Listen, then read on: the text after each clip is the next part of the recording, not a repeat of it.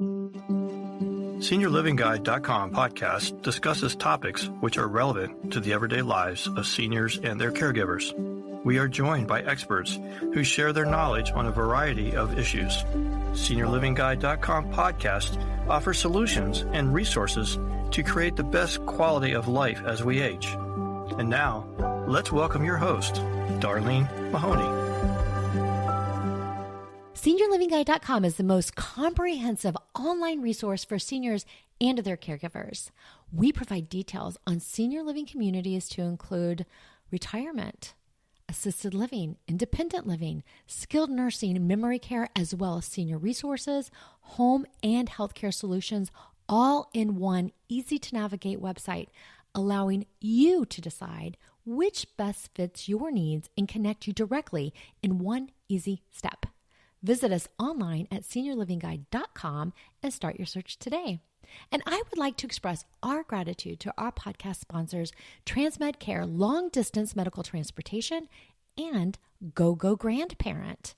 When a loved one with a disability or medical condition needs to relocate, Transmed Care is here to help with safe and secure nationwide medical transport services, while GoGo Grandparent provides reliable local rides, no smartphones required, with all drivers and vehicles screened to meet your mobility needs. Check us out at SeniorLivingGuide.com podcast. We are making sure that our seniors are getting exactly where they need to go. And today we welcome to the SeniorLivingGuide.com podcast, Elissa Moran, and she is currently the outreach manager for Florida Telecommunications Relay, Inc., also known as FTRI, which is a nonprofit agency founded in 1991 for the purpose of administering Florida's free amplified phone program. She was drawn to working with deaf and hard of hearing people in 1998 after meeting her late husband, who was deaf and communicated in American Sign Language. Thank you so much for joining us today. Thank you, Darleen. It's a pleasure to be here. Absolutely. I'm really excited to talk about this subject because I know that this is something we really haven't discussed as seniors age or they're born with hearing loss. Communication is clearly something that's important to all of us, but seniors specifically, because sometimes like their worlds can kind of get smaller, and it's such an important part of keeping folks engaged and energized and even keeping their mind healthy. It's social. It's who we are. It's something how we need to, it makes us alive, right? Oh my goodness. Yes. And not only do you and I enjoy chatting in person. We are talkers. I already decided we are talkers. We are talkers. And so we've had this wonderful conversation leading up to this segment. And just imagine if neither of us could hear really well and how difficult that would be. And so you go, okay, well, that's no problem. I'll just pick up my phone. I can text because we live in a text-based world right now. But that's not always the best. So when I started to prepare for this, and I thought, oh, why do I want to make a phone call if I can just text? Yeah. I mean, sometimes don't you have two text conversations going on simultaneously? You couldn't do that on the phone. But I wouldn't be able to hear my mom's voice or my son's voice through texting. I can't hear their voice. So I want to talk to them on the phone. I want to hear their voice in person. And I don't know, telemedicine, that's great, but sometimes you need a little bit more. You might have to call in and get your records, or you have to call in for some directions for a medical situation. Well, you really want to make sure you can hear well on the phone then, and that might not be something that you can text. Yeah. So there's a lot of different times that we might not want to use text-based communication, especially for aging in place, because so many seniors, folks who are wanting to stay in their homes as they become older, well, phone becomes really critical for a couple of reasons. Safety relation. Number one, I am speaking to you from Florida. You are very familiar with Florida, and what happens here is hurricanes. And I have people who don't live in Florida who care very much about what happens to me here. So I need to be able to call them and tell them I'm okay after the hurricane has come through. That's huge. The other piece that happens is, a lot of senior agencies do phone check-ins with their folks that they're serving, so that they will do daily calls to Mrs. Brown to see how she's doing.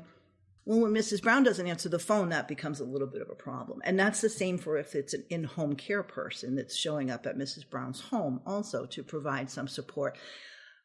If Mrs. Brown doesn't answer the door, well, protocol says you try and call her, make sure she's okay. If she doesn't answer the phone, you don't go home and say, I've got some free time I wasn't planning on. You have to try and find out what's going on with Mrs. Brown. Is she okay? Is she not okay? And that's where the telephone is huge. Right. Not just the telephone, but some of the specialized adaptive phones that are out on the market that provide additional signaling components, meaning the phone rings and lights flash. So if she can't hear it, she can see it. And so those are some of the reasons. Personal safety comes along with the aging in place thing, and being able to communicate to people outside of your small world, because as you point out, it's very easy to become isolated, to become small when you don't have communication. So yeah, even though I can text anybody on the planet, I'd really rather have a phone call sometimes. Yeah, I'll be honest with you. I hate texting. I hate it. Yeah, I know. I mean, to me, first of all, a lot of things get lost in translation in texting. Agreed. I mean, I don't think any conversation that is considered a disagreement typically gets solved in a text. I see people battle out in text. I'm like, this is like having a disagreement over a social media. Anybody that posts something on Facebook, really, are you going to change your mind? Are you going to solve anything? You never will. It's just such a waste of your time, your brain power. And honestly, it's just insane. So I feel like with the texting, and I have big fat fingers. I mean, my thumbs are just gigantic. So I could literally just text anything to anyone and it comes out as gibberish sometimes. So it's just can be, yeah. I have to admit, when I say texting, I'm using my voice recognition. I'm speaking into the phone because I have the same fat fingers that you do.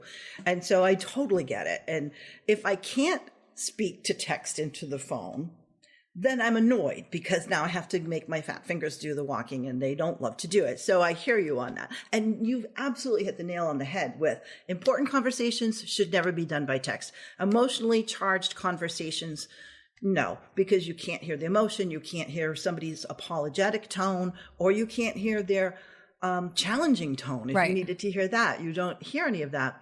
And so on a phone call, super important that you can hear that. And then again, with hearing loss, maybe we should be using an adaptive phone or hearing aids or some other adaptation so that I can hear that emotion in the voice, so I can hear those little nuances that could be lost otherwise.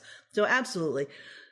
Yeah, if you're a talker, texting is not your friend. Yeah, no. And then if you have a lazy reader, you've got someone, if you do a voice to text and you've got this big long text, they read the first two sentences and then they're responding before they've even read the whole rest of the text. Right? Is that like calling somebody back when they left you a voicemail and you didn't bother to listen to the voicemail 100%. before you called them back? Yeah, 100%. So yes, I agree. It's back and forth conversation. That's where we started from. Right. That's where we start from when we're babies. Yeah. And we're in our parents' arms and they're singing to us or signing to us. That's when it's starting. And so, the texting switches somewhere along the line, but it's never as comfortable as in person speaking. 100%. And I will tell you, one of the most important parts of what we just talked about is hearing the voice of your loved one. You can't put money on that, nope. Especially now that, if you've had someone that you've lost and they're no longer with you, if you haven't saved any kind of recording of their voice, like a voicemail or if you have video, you go back into your memory and it's really hard. You really think about their voice. And it's just over time, you really go back and you find it really hard to recall. I know that after my mom passed away, I couldn't find a recording. I didn't save any voice messages, and I regret that. I ended up saving my dad's because I absolutely knew that I had to do that so that I can listen to them anytime. But after she passed away, because I used to call my mom every single day, I started calling after work. So I kept calling her until her phone was disconnected, which was so shocking to me when that happened. But that's a story for a different day. But I just wanted to hear her pick up the phone, and she had my mom didn't, she was technology deficient, but that happens. I know. She left this voicemail, and it was, "This is Brenda." That was her whole voicemail. And I can still to this day hear that in my head. I love it. And you can't put money on that. It's just something that I will never forget and I will always cherish. But I would do anything to have the recording of that. You're going to make me cry. I'm sorry. Because you're quite correct. Yeah. Yeah. And a text will never fix that. Text will never fix it. It will never fix it and will never replace it. Never replace it. No. And the fact that you're able to make those daily phone calls is a wonderful illustration of how important the phone can be to somebody, especially if she was living alone at the time. Imagine how she was looking forward to hearing from you, and then you knew that she was okay. And you not only could you hear her voice, but you knew that she was okay. And that's really what it's all about, is maintaining that connection with people, especially over distances. As I said earlier, so many of us here in Florida have connections that are far flung across the United States. And so it's nice to be able to reach those people and be able to talk to them and in real time and hear their voice. And that is super important, no matter what age you are. Yeah, absolutely. But especially us grandparents down here want to hear the grandchildren, and they're hard enough to understand as it is. Yes. The grandchildren, 100%, because you can't text a grandkid for sure. But definitely being able to hear their voices, their little voices, because they do change over time, and being able to cherish their little voices. It's really, especially those high-pitched little kid voices. Yeah. Those are some of the worst ones. If you have age-related hearing loss, most people who have it know it's, or you've heard, you lose your high frequencies. So they all sound the same after a while. And children have high voices, and they have they're notorious for being difficult to hear when people have hearing loss. So being able to use an adaptive telephone, an amplified telephone, makes that little voice that much louder for you and makes it a little bit easier to follow the conversation. And it's sad to think that people might remove themselves from that, because we do see that. Going back to making your world small, is that people with hearing loss will eventually avoid making phone calls. Right, because they're straining too hard. Correct. Yeah. Correct. And that is one of the things. It's fearsome. It's scary, because it's like imagine walking into a room knowing that you're partially dressed and there's a bunch of people in there, and you only have some of your clothing on, right? Not all of it, but you don't know which parts, and you can't fix them ahead of time. So you're going to walk in there just feeling all off kilter and discombobulated. So you're not sure you're going to be able to navigate this situation correctly or properly. And come out with the knowledge you need. And that's exactly what happens when you have a phone call with hearing loss. Because, you're straining so hard to hear what that person is saying, that whatever they're saying, you don't have any cognitive horsepower left to create a memory track for it in your brain. Right. So it doesn't create information. Like someone calls and it says, yes, your appointment is next Tuesday, the 23rd at 2 p.m. Well, if you are struggling to hear and you manage to get the 23rd, you might miss the 2 p.m. And you might not want to keep asking, right? Because I'm sorry, could you repeat the time again? Yeah, 2 p.m. Ooh, they said it really fast. I didn't tell them to say it slower before I asked that time. So I can say, could you say that one more time? Now, sometimes that means that person might be cranky that I'm talking to. They don't want to tell me 2 p.m. for the third time. I might have to advocate for myself. I'm so sorry, but I have a terrible hearing loss. Could you please email me that information? Could you please send that to me in a different fashion? Or could you please speak up? Could you please speak more clearly? So sometimes people with hearing loss do have to advocate for themselves and say, I don't hear so well. So if you want me to play along the way you need me to play along, I need you to communicate the way so I can have access to this conversation. So amplification is huge. A phone call that is loud enough for you to hear the information so you're not straining just to hear it. Now you actually have horsepower left in your brain to take the information you're hearing, respond to it, come up with some sort of intelligent rejoinder or response, or add information to that, but you're much more participatory in that conversation when you can hear it. And you won't answer things wrong and make people think you have other things going on. Right. Because I hate to say it, but hearing loss and dementia can look an awful lot alike. Right.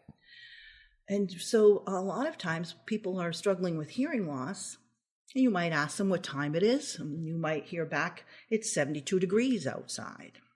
They were guessing at what you had asked them. Maybe they were trying to read your lips, read your facial expression, put together little pieces of sound that they had and try and guess at what you've said, rather than say, I'm sorry, I didn't hear you. Could you repeat yourself? And then they say it's 72 degrees. That's not what you asked them at all. And now you're going, that's not what I asked. And that answer was way off from my question. So you can go back in and ask again. And 9 times out of 10, that person, if you speak up a little bit, will answer correctly. But that is the little hesitancy that people with hearing loss, that you have to be mindful that when you're answering incorrectly quite often, you're not responding the way people expect you to, if you could hear them properly, that you're going to cause concern around the people that care for you, because they'll recognize that something is going on and they probably need some sort of assistance. Hearing aids, be it prescription hearing aids, over-the-counter hearing aids, my little earbuds that I'm wearing for this phone call can act like hearing aids. They're not the greatest. I've tried it, but it does give you a little bit of a boost. There's lots of technology coming out there now. So people with hearing loss don't have to try and hide it, because it's you're not hiding it. You think you are, but everybody knows you don't hear well. Right. And we think nothing of wearing glasses. You and I both got glasses on. Right. We think nothing of it. So we need to have that same approach to hearing devices, be it hearing aids, amplified phones, or even captioning phones, and the various different things that are out there to help people. Hi, this is Andrew Brainerd, owner of TransMedCare Long Distance Medical Transportation. We are proud to help make this podcast possible. When a loved one under medical care needs to relocate, TransMedCare is here to help. We offer the very best in nationwide medical transport with fully appointed vehicles and a team of caring medical professionals. At TransMedCare, nothing is more important than bringing your loved one home safely. Visit our website at trans-medcare.com. We at GoGo Grandparent are so excited to be joining this podcast. With just one call to GoGo, you or a loved one can request a reliable ride anywhere you want to go. No smartphone required. All drivers and vehicles are screened and monitored to meet your mobility needs and can accommodate impairment equipment, such as a walker or a wheelchair. Plus, GoGo membership offers concierge services on meals and grocery delivery, as well as home services, which can include maintenance on your home, cleaning, gardening services. To learn more or sign up for GoGo, call 1-855-970-6294 or visit gogograndparent.com/SeniorLivingGuide. I think we really need to advocate for removing the stigma of hearing loss, because I think there's definitely a stigma out there. Yes. And there's a certain, I know that 100% that my dad had hearing loss. And he used to just say that he just couldn't hear my mother. And he said it was that. Well, I know that wasn't it. He would use that as a joke, as to push it off. Yeah. But I 100% know. And he had dementia, and it may have made his dementia worse. I'm pretty certain, because he did have. There are studies out there that show that there's a correlation to 100% hearing loss and worsening cognitive decline. Exactly. Yes. Exactly. So I'm not uncertain that didn't have a part in that. But at the end of the day, he absolutely refused to recognize it. And I think it had something to do with the stigma of hearing loss. Agreed. And that makes me angry that he did not want to acknowledge that was happening because of that stigma.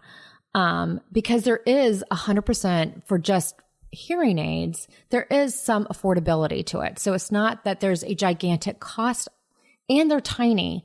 I mean, we actually have friends that wear hearing aids and they're tiny. I don't even know they're wearing them, to be honest with you. So, I mean, they're not, we need to make them cool. I think we need to make them cute and cool, zebra prints. I mean, I think, doing some fun things like that might, make them cool. So I have hearing aids in my future. I just barely passed my last hearing test, and there were some aspects of it that, the high frequency loss that I was just talking about, because I'm your classic age-related high frequency loss person. And when I get my hearing aids, I want them to be like hot pink or something. Like I really want them to be like people who have cochlear implants, especially the kids, the piece that they wear on the outside of their head, they can make them fun. Yeah. Hearing aids for kids are fun. So let's do the same thing for adults, because you're right. You're not fooling anybody. And we know that it's going to hurt you if you don't have your hearing loss treated. And men are terrible. I'm sorry for any man out there that's listening. I'm so sorry. I agree with you. I think that it's an ego thing. Yeah. And they're the ones that oftentimes, at least I'm from Maine. So in Maine, there's a lot of the gentlemen with hearing loss had industrial backgrounds. They worked in different like lumber mills or paper mills or different kinds of manufacturing. A lot of background noise, and that will definitely kill hearing over time. So you had a whole bunch of men who came out of the woods and didn't hear. And it was very sad to see, because you could see the marriage struggle. Yeah. And that is something that happens. You'll have better fights of the selective hearing, and I put that in quotation, conversations. It is so frustrating. Now, I will say I'm bad. So if I run into a wife who's just, which happens sometimes, I'll run into, she's like, my husband, he can't hear. He refuses to get his hearing checked. I know he doesn't hear. And I would say, do you cook for him? Yes. Stop. Do you do his laundry? Yes. Stop. Stop doing all those things until he gets his hearing checked out. Make it a quid pro quo. Like this, because it's not fair to you, long-suffering wife, that is now living also a diminished life. So it's the person with the hearing loss isn't always, they're so busy denying their hearing loss to themselves that they are also denying the impact it's having on their families. Right.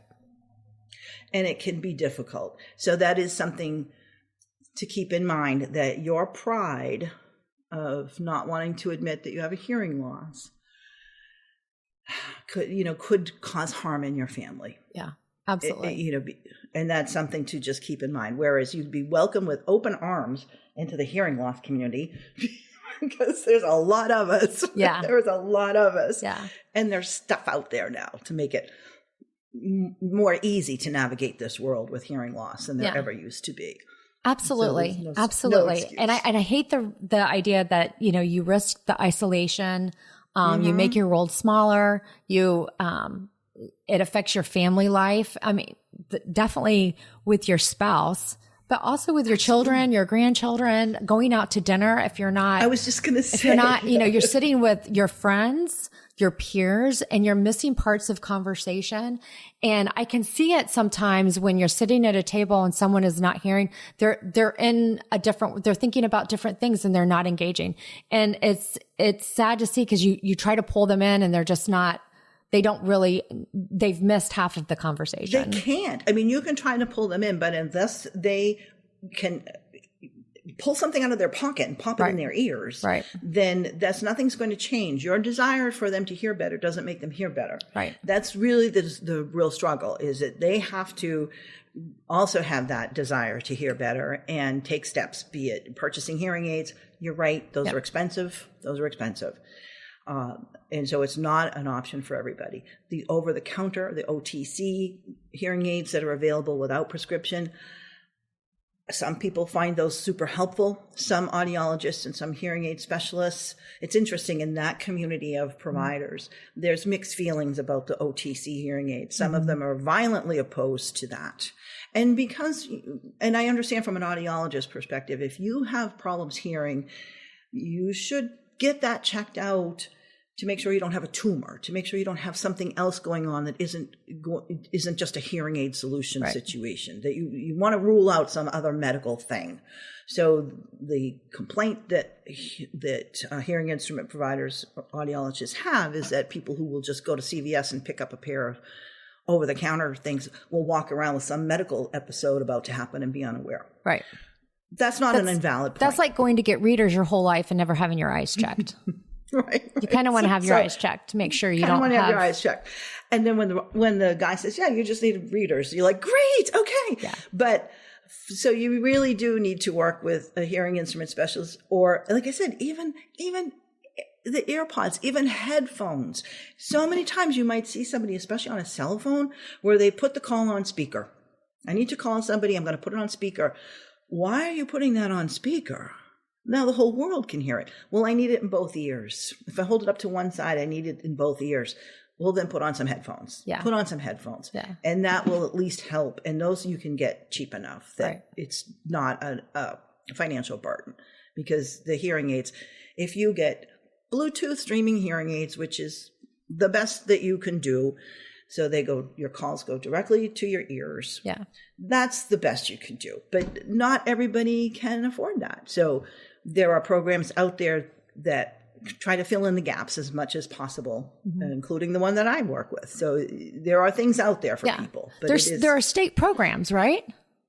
There are state programs, right? Thank you for asking. There are almost every state in the nation has a program. I can tell you right now, New York does not. So if you're listening from New York, I'm so sorry. There is no state program. Delaware, I don't think Delaware has a program. But if you want to check out a particular state, now I'm about to say a mouthful of words, but the company I work for, which is also a mouthful of words, FTRI, is a member of a national organization made up of state programs like ours in Florida called the Telecommunications Equipment Distribution Program Association.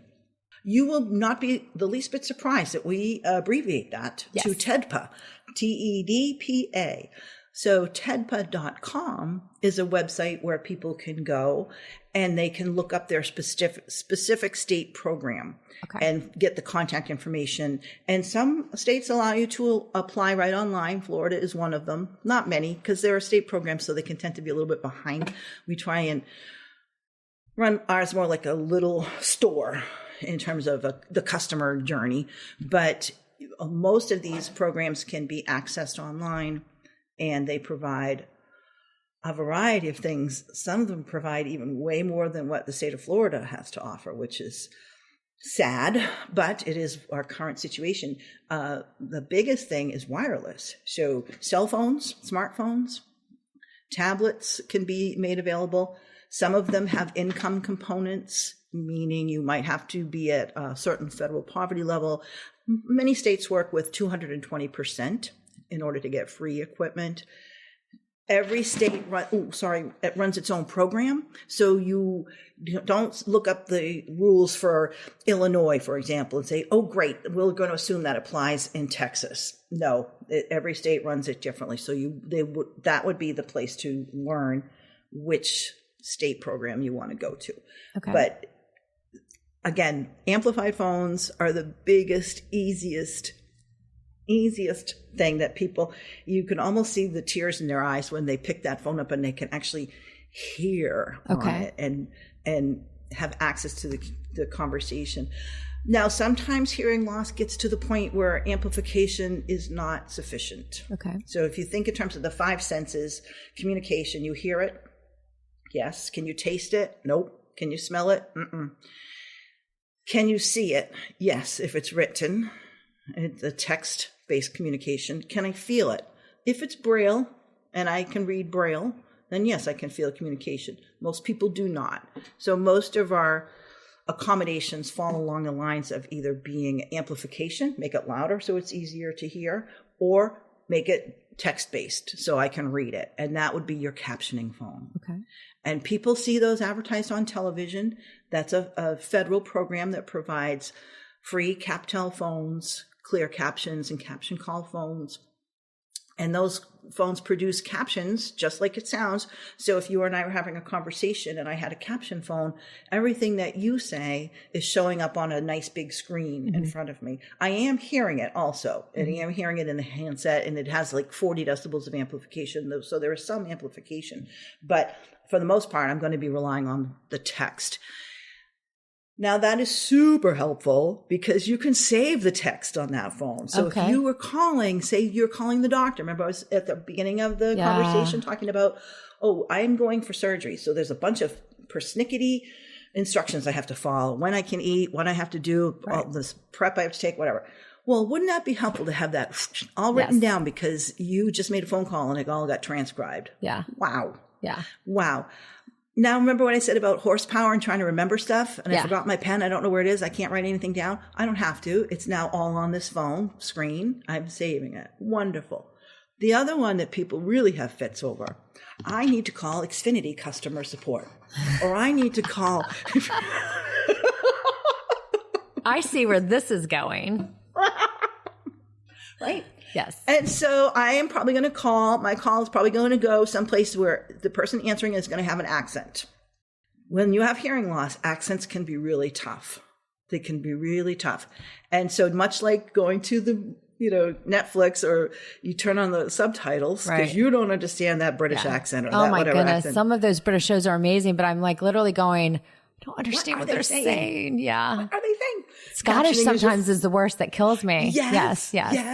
Oh, and don't laugh, but I was watching crochet videos because I'm trying to figure out how to make this fingerless mitts. Right. And there was one that was beautiful. Like her filming was beautiful. Yeah. I could not understand. She was like, had a very strong accent. I really struggled to understand her accent. Yeah. So that kind of thing is really tough, but that's where captioning can help, especially calling customer support. And you don't trust them.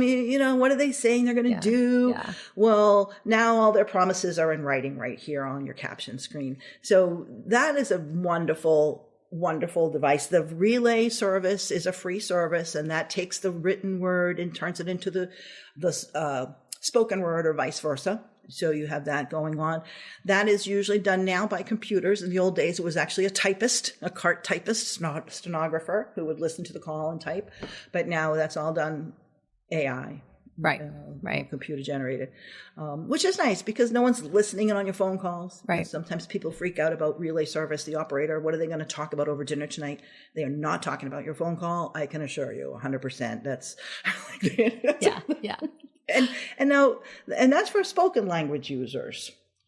For sign language users, which are deaf folks, my late husband was deaf, so I'm a former interpreter and well-versed in all things deaf culture and sign language. Well, video relay service allows very much like a FaceTime call or a video phone call. But you also can make a phone call to the pizza place with that, and you have an interpreter in the middle. Okay. You're watching them sign on the screen, you're signing to them, and they're speaking to the pizza place, listening to what the pizza place is saying, and then signing it to you. Oh, they're perfect. relaying the conversation. Oh, yeah. Right? So that's why it's called the relay service. Okay. And that's been around relay service concept's been around since the 80s. And that's what the ADA mandated, 1990, the Americans with Disability Act of 1990, hence FTRI's birth in 1991. So you had relay service available from that point on, but it was such a niche offering. Most people didn't need it. It was primarily for TTY users back in the day. Amplified phones don't require the relay service. They just use regular phone lines. So they don't need the relay service. One of our amplified phones also pairs by Bluetooth to a cell phone. So if anybody out there is listening to this going, do I have to have a landline? What do I have to have? No, you don't. Landline's awesome, but there's this thing called a hybrid car that people know about. It runs on gas and electric. Well, there's this other thing called a hybrid phone, and it will plug into a landline or it will pair by Bluetooth to your cell phone. just like in your car, when you make phone calls in your car. Yeah. Same idea with this phone. And now you get all kinds of amplification, tone adjustments. It's much more comfortable for older hands to operate and hold. It's a much better calling experience and then communication experience for users compared to just holding onto your cell phone, which is shaped like a brick. It's not comfortable to hold onto for an hour. Yeah. Right. You know, so you don't want a long conversation. And you shouldn't be holding onto it while you're driving. So. So just please. I know safety. Here's a safety note. That's a law here, but I can't tell you how many people anybody listening out there. Yeah. I'm telling you, go out today and drive to Publix or something and you'll probably see 6 people on their cell phones, not supposed to be. And some states are significantly more stricter. Florida, while it's the law, I don't think they're pulling people over. I know the state of Arizona, they will pull you over in a heartbeat. Oh, so true. Is that true? They're very, very strict. Yeah, very, very strict. Which I know, I'm not mad at that. Yeah. I know I'm not. I remember years ago, there was that joke of public radio that when there was coming out with bans on cell phones and they had some lawmaker who was calling in from his car. He got in an accident on the phone, calling it, you know, not a major accident, but a little bit, you know, just kind of prove the point of like why you shouldn't be doing this. You're not allowed to touch your phone at all, I think, in the state of Arizona.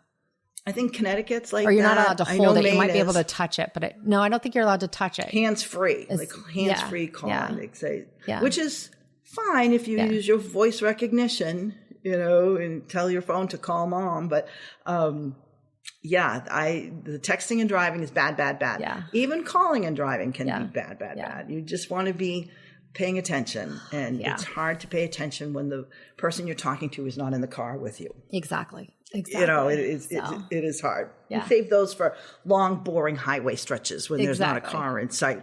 I know. Oh my goodness. That's when I use my time for listening to podcasts. So that's true too. Just saying. That's true. That is, I do that too. Yeah. So SeniorLivingGuide.com podcast would be a great one if anyone's listening. I'll be listening to that. Yes, for sure.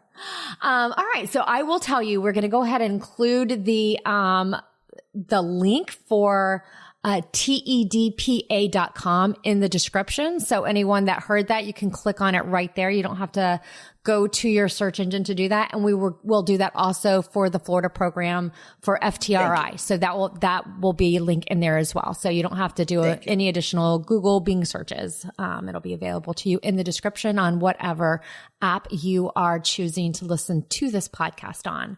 So before we sign off, do you have any other things that you want to add on before last minute thoughts or?